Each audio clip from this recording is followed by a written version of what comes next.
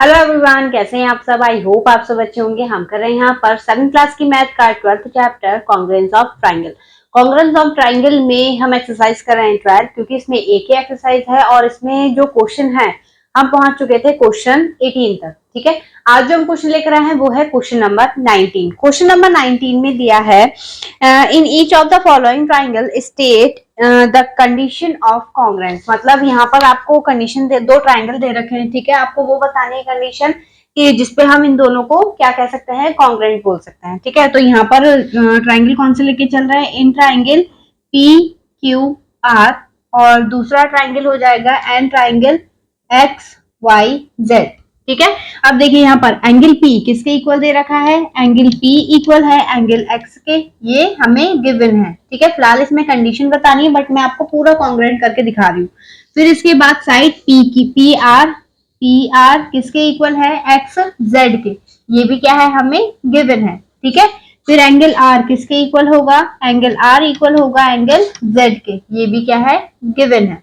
ठीक है, तो बाय रूल, कौन सा रूल, ये वाली कंडीशन पूछ रहा है जो हम रूल लगा रहे हैं। तो यहाँ पर बाय रूल कौन सा है, एंगल साइड एंगल, तो ये आ जाएगा एंगल साइड एंगल। ठीक है, तो triangle P Q R congruent to triangle X Y Z.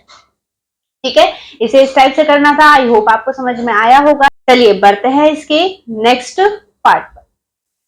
देखिएगा हमारा नेक्स्ट पार्ट में यहाँ पर दो डायग्राम दे रखे हैं। इसका डायग्राम जो बुक में दे रखा है वो थोड़ा घुमा के दे रखा है। ठीक है, मैंने सीधा सीधा बनाया, दोनों को सेम डायरेक्शन में बनाया। ठीक है, बाकी फर्क कुछ नहीं है। अब यहाँ पे ट्राइंगल कौन सा लेके चलेंगे, in triangle A B C and triangle P Q R. ठीक है, अब वन जिसपे लाइन ड्रॉ है वो लाइंस इक्वल है, तो ए सी इक्वल है पी आर के, फिर बी सी इक्वल है क्यू आर के, और इसके बाद लास्ट है लास्ट ए बी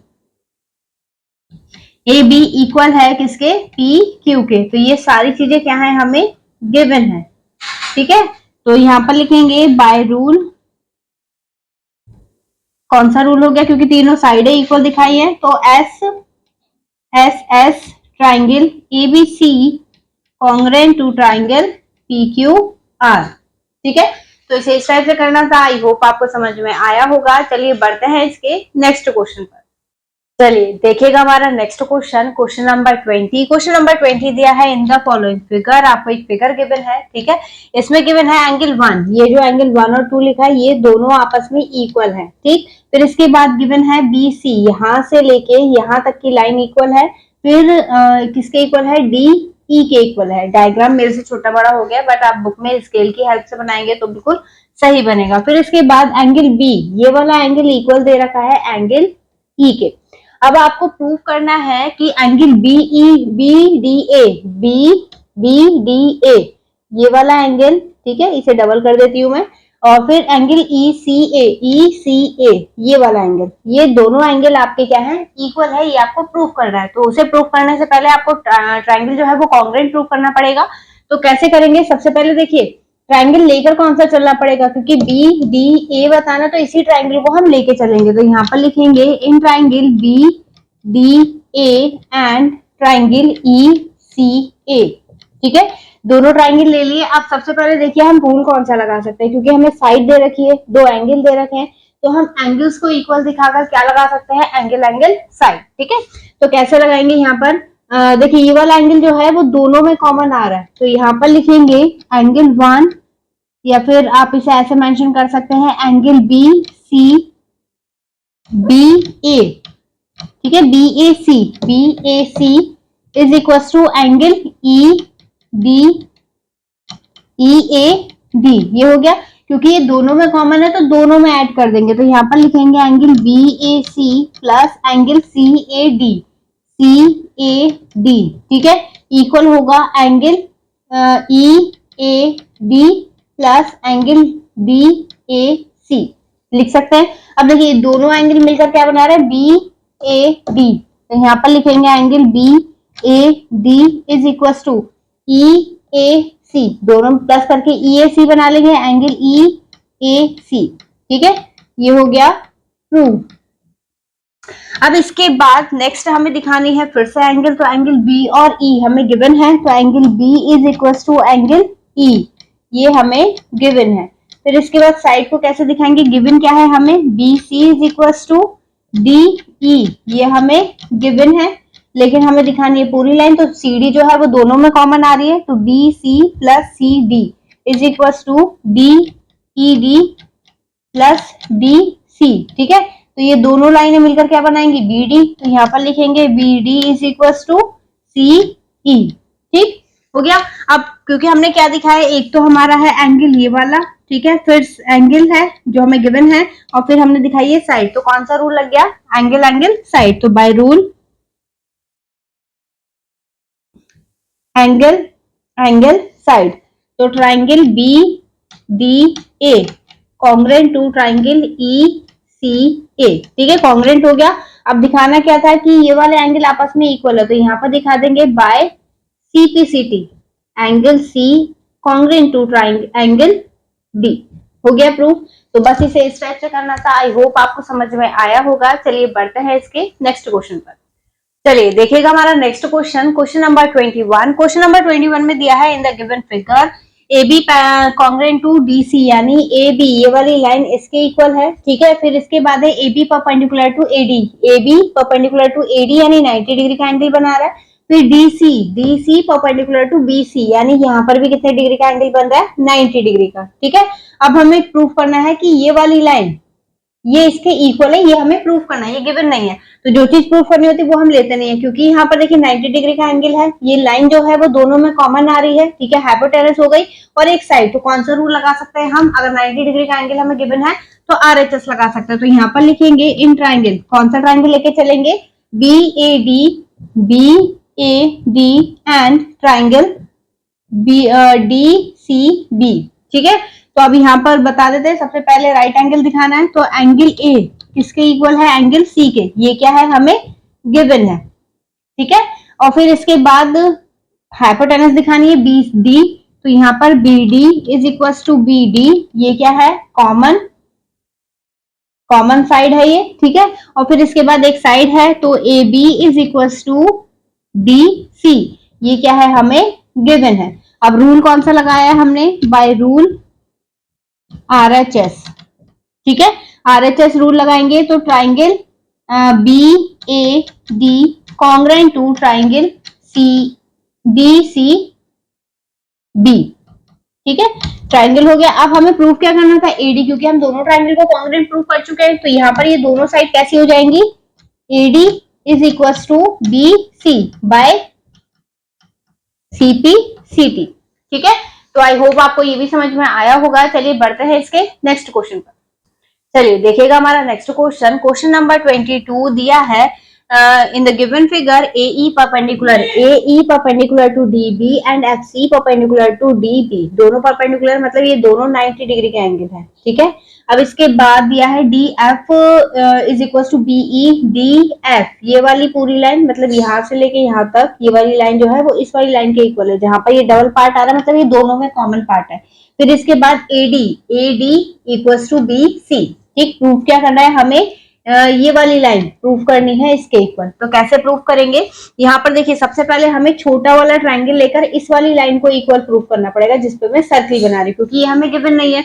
हम इस वाली ट्रायंगल को तब ले सकते हैं जब हमारा कोई रूल हमें मिल रहा है इसमें लगाने के लिए। तो सबसे पहले हम लेके चलेंगे छोटा वाला ट्रायंगल, इन ट्रायंगल कौन सा वाला, AED एंड ट्रायंगल BFC, ठीक है।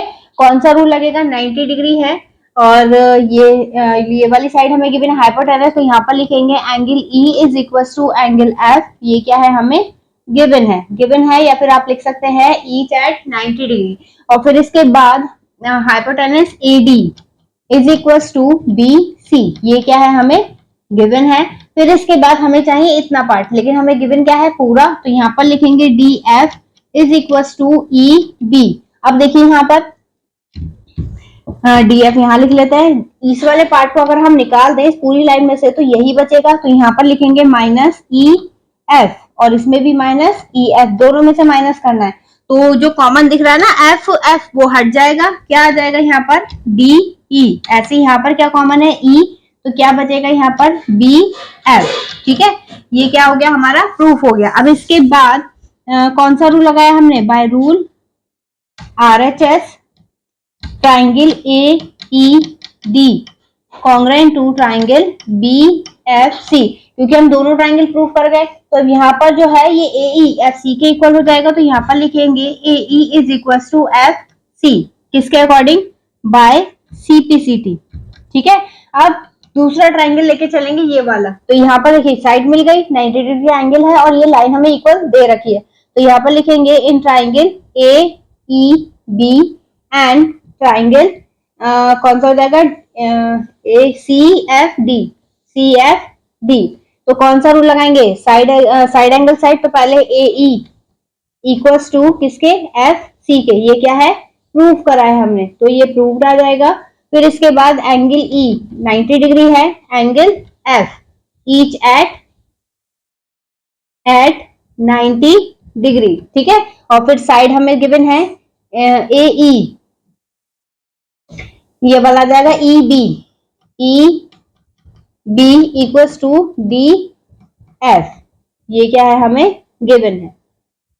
अब इसके बाद बाय रूल कौन सा रूल लगाया हमने, साइड एंगल साइड। तो triangle AEB congruent to triangle CFD और बाय CPCT हम क्या प्रूव कर सकते हैं, बाय CPCT ये हो जाएगा AB is equal to DC।